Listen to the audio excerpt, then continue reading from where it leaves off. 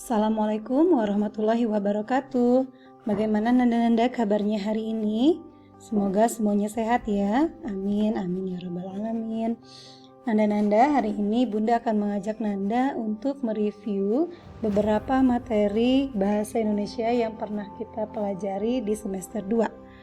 Oke, Nanda-nanda, sebelum kita mulai, agar pembelajaran kita berkah hari ini, let's start by saying Bismillah together. Bismillahirrahmanirrahim. In the name of Allah, the most merciful, the most kind. Dengan nama Allah yang maha pengasih lagi maha penyayang.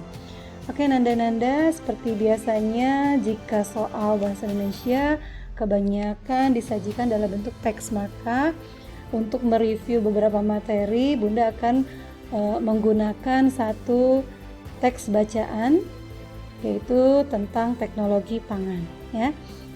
Kayak biasanya dari bacaan itu kita harus perhatikan beberapa hal, yaitu informasi yang ada dalam teks tersebut, kemudian paragraf, kita harus tahu ada berapa paragraf dalam teks ini. Oke, Ananda sudah tahu ada berapa paragraf dalam teks ini? Tuh, ini adalah paragraf pertama, yang ini paragraf kedua, dan yang ini paragraf ketiga, dan yang terakhir ini adalah paragraf keempat. Jadi ada 4 paragraf ya. Oke, pertanyaan yang biasanya berhubungan dengan bacaan itu tentang informasi. Kita lihat pertanyaan pertama. Sebutkan bahan makanan yang berasal dari hasil pertanian. Berarti Nanda harus membaca teks, kemudian cari paragraf manakah yang menjelaskan tentang hasil pertanian. Kita lihat dari paragraf pertama dulu. Alam Indonesia sungguh kaya. Kacang kedelai, jagung, dan kelapa adalah hasil pertanian. Telur, daging, dan susu adalah hasil peternakan. Semua itu adalah sumber pangan kita. Pangan artinya makanan. Alam Indonesia menyediakan sumber pangan kita. Nah, dari paragraf pertama kita sudah mendapatkan informasi tentang hasil pertanian, yaitu kacang kedelai, jagung, dan kelapa adalah hasil pertanian. Bagaimana cara membuat jawaban agar jawaban kita lengkap? Nah, Bunda punya triknya dengan cara Nanda boleh menghilangkan kata tanyanya atau kata perintahnya ya, yang ini kata sebutkannya dihilangkan. Jadi jawaban Nanda dimulai dari kata bahan makanan, lanjut diteruskan sampai dengan jawaban. Seperti apa hasilnya? Seperti ini. Dari kata bahan makanan ya, bahan makanan yang berasal dari hasil pertanian adalah kacang kedelai, jagung, dan kelapa. Itu ya cara menjawab pertanyaannya. Oke, yang kedua, masih dari teks yang sama, tuliskan informasi yang terdapat dalam paragraf kedua. Nah, di paragraf kedua ini tentunya terdapat beberapa informasi. Nah, jika dari soal tidak diminta berapa informasi yang harus dituliskan, maka Nanda tinggal pilih informasi yang nanti Nanda dapatkan. Informasi pertama kita lihat dari kalimat yang pertama. Hasil panen dan ternak yang melimpah memberi makanan yang cukup bagi kita. Itu adalah informasi yang pertama. Informasi kedua kita lihat dari kalimat yang kedua. Hasil pertanian dan peternakan tidak dapat bertahan lama. Itu juga informasi yang kedua. Makanan itu dapat membusuk. Makanan busuk harus dibuang. Hasil panen harus diolah agar tidak cepat membusuk. Nah, yang ketiga adalah hasil panen harus diolah agar tidak cepat membusuk. Itu ya, informasi yang ketiga. Nah, Nanda tinggal pilih mana informasi yang akan Nanda tuliskan. Oke, sekarang bagaimana cara membuat jawabannya lebih lengkap? Ingat, kita hilangkan kata tanyanya atau kata perintahnya. Dimulai dari kata informasi jawaban kita ya. Informasi yang terdapat pada paragraf kedua adalah hasil panen harus diolah agar tidak cepat membusuk. Nah, ini berarti Bunda ambil informasi yang ketiga. Oke, sekarang selanjutnya adalah soal tentang kalimat tanya ya. Buatlah kalimat tanya dari paragraf ketiga. Nanda baca dulu paragraf ketiganya dan Nanda temukan informasinya. Nah, informasi yang ada di di paragraf ketiga itu akan dijadikan jawaban dari pertanyaan yang akan Anda buat. Kita lihat dari kalimat pertamanya. Mengolah hasil panen dilakukan dengan teknologi pangan. Nah, ini adalah informasi yang ada di di paragraf ketiga. Nah, kita akan buat kalimat tanya dari informasi ini. Informasi ini tentang apa sih? Oh iya, informasi ini adalah tentang cara. Maka kalau kita akan bertanya tentang cara, kata tanya yang digunakan adalah betul, bagaimana. Nah, jadi pertanyaannya adalah bagaimana cara mengolah hasil panen. Jangan lupa tanda tanya. Pintar. Sekarang yang kedua. Teknologi pangan adalah penggunaan ilmu pengetahuan untuk mengolah pangan. Nah, di sini informasinya memuat kata adalah. Jika informasinya memuat kata adalah, berarti kalimat tersebut tentang arti atau definisi. Maka kalimat tanyanya akan dimulai dari kata tanya apa. Betul. Apa arti teknologi pangan? Pintar. Sekarang yang ketiga. Teknologi pangan dapat menghasilkan makanan baru. Teknologi pangan menjaga agar makanan tidak cepat membusuk. Nah, ini adalah informasi yang ketiga. Informasi yang ketiga ini berhubungan atau tentang manfaat. Jadi kita akan membuat kalimat tanya dimulai dari kata tanya apa. Apa manfaat teknologi pangan? Pinter. Bisa ya membuat kalimat tanya? Good. Sekarang kita lanjutkan yang terakhir, yang keempat. Yang keempat tentang gagasan pokok. Gagasan pokok dari paragraf keempat. Masih ingat gagasan pokok itu apa? Betul, gagasan pokok itu adalah pikiran utamanya, ya. Tentang apa sih paragraf tersebut? Nah, sekarang kita lihat paragraf keempat. Tentang apa ya paragraf keempat? Dibaca, hasil panen berlimpah dapat diolah menjadi makanan. Kacang kedelai dapat dibuat menjadi tahu, tempe, dan kecap. Susu sapi dapat diolah menjadi mentega, susu bubuk, dan keju. Teknologi pangan mengolah makanan agar tahan lama. Teknologi pangan sangat bermanfaat bagi kehidupan. Menurut Nanda, paragraf keempat ini menceritakan tentang iya, betul, tentang manfaat teknologi pangan. Maka gagasan pokoknya adalah manfaat teknologi pangan. Bagaimana cara menjawabnya agar lengkap? Dihilangkan kata tentukannya, ya, ini kata perintahnya. Jadi kita akan mulai jawaban dari kata gagasan pokok. Gagasan pokok paragraf keempat adalah manfaat teknologi pangan. Itu ya jawabannya. Kemudian sekarang yang kelima. Yang kelima, tentukan kalimat utama dari paragraf ke-1. Ingat, kalau kalimat utama itu adalah kalimat pembentuk dari paragraf tersebut. Jadi paragraf terdiri dari kalimat utama dan juga kalimat penjelas atau kalimat pelengkap, ya. Sekarang kita lihat kembali paragraf pertama. Kalimat utamanya biasanya terdapat di awal kalimat dan di akhir kalimat. Sekarang kita lihat. Oke, alam Indonesia sungguh kaya. Nah, ini adalah kalimat utamanya, ya. Kalimat penjelasnya menunjukkan bahwa Indonesia sungguh kaya, ya.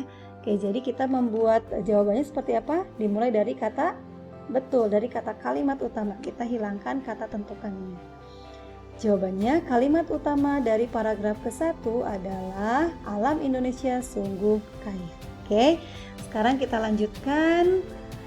Kita rangkum dulu tadi tentang ide pokok. Paragraf adalah ide atau gagasan yang menjiwai suatu paragraf, ya. Tentang apa sih paragraf tersebut? Jadi setiap paragraf harus memiliki satu ide pokok. Istilah lain dari ide pokok paragraf adalah gagasan utama atau pikiran utama atau ide pokok paragraf atau gagasan pokok, sama ya.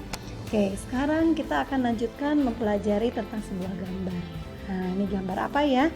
Betul sekali, ini adalah gambar denah. Apa sih denah itu? Denah adalah gambar yang menunjukkan lokasi suatu tempat. Denah berupa gambar yang menunjukkan bagian dari suatu tempat. Fungsi denah sama dengan peta, yaitu untuk mempermudah mengetahui dan menentukan suatu lokasi.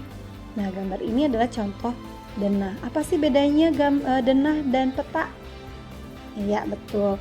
Denah itu skalanya lebih kecil dari peta, ya. Jadi kalau denah itu biasanya hanya untuk menunjukkan lokasi sebagian dari peta, ya. Kalau peta lebih besar lagi, bisa ada peta provinsi Jawa Barat gitu ya. Tapi kalau denah tidak bisa, hanya beberapa bagian saja. Oke.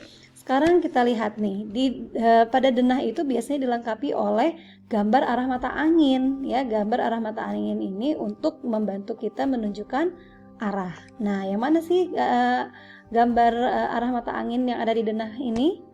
Nah, ini dia ya. Ada huruf U, TL, T, TG, S, BD, B, dan BL. U untuk utara, T untuk timur laut, U untuk utara, TL untuk timur laut, T untuk timur, TG untuk tenggara, S untuk selatan, BD untuk barat daya, B untuk barat, BL untuk barat laut ya. Oke, sekarang bagaimana cara membaca denah ini? Nah, kita lihat. Dari denah ini kita bisa mengetahui lokasi suatu tempat. Contohnya masjid. Sekarang Bunda akan tunjukkan masjidnya dari sini. Nah, ini ya, kita akan menjelaskan tentang masjid. Masjid berada di Jalan Kenanga. Ini dan berseberangan dengan lapang sepak bola. Ini berseberangan ya, karena ada pembatasnya, ada jalan ya. Oke, sekarang kita akan menjelaskan tentang SD Nusantara. SD Nusantara berada di antara pos ronda dan lapangan sepak bola. Nah, ini jika menjelaskan letak atau posisi suatu tempat pada denah. Nah, Bunda akan mengajak Nanda mempelajari bagaimana menjelaskan lokasi suatu tempat menggunakan arah mata angin.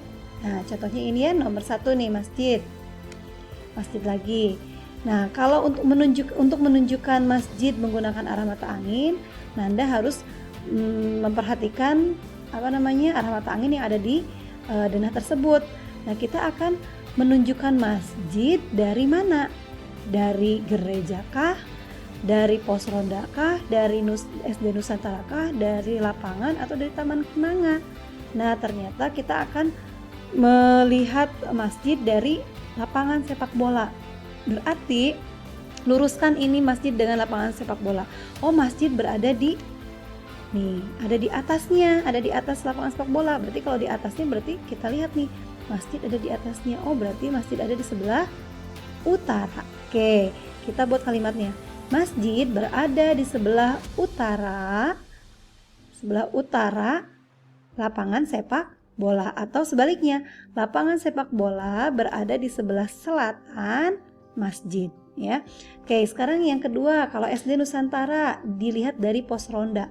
SD Nusantara berada di sebelah barat pos ronda ya, karena kita sejajarkan. Kalau sejajar berarti barat dan timur ya, kalau sejajar barat dan timur. Atau pos ronda berada di sebelah timur SD Nusantara itu ya.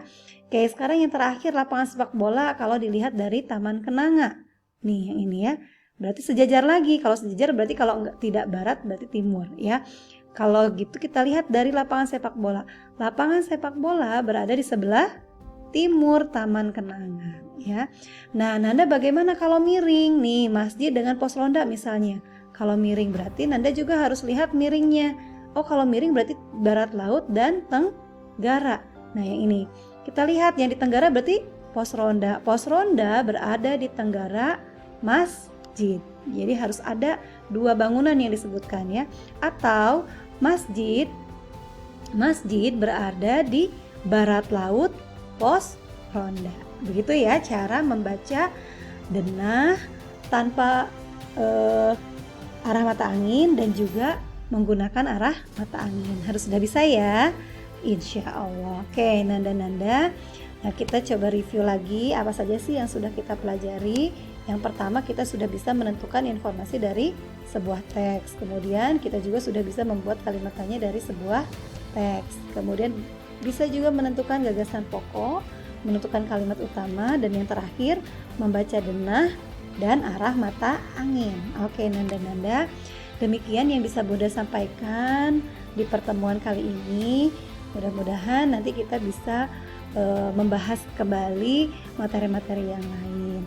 Sukses terus, semangat terus belajarnya, jangan pantang menyerah. Mudah-mudahan kita diberikan hasil yang terbaik nanti pada saat ujiannya ya, diberikan kelancaran, diberikan kemudahan. Amin ya rabbal alamin.